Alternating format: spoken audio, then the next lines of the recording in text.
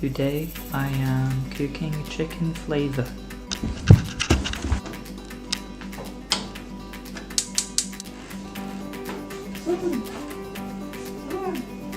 So the chicken's in the oven, but we need some extra flavoring for that.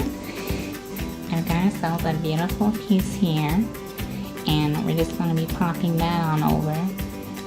Very subtle flesh, very juicy. So we've got the flavor in the microwave. We've got the chicken in the oven. And we got the horses in the back. I don't know what this is. This is somebody else's business.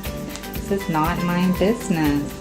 And you just gotta keep on, you just gotta stay out of other people's business. Learn a lesson from this lady.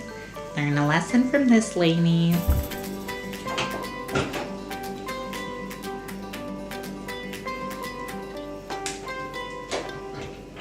Nice.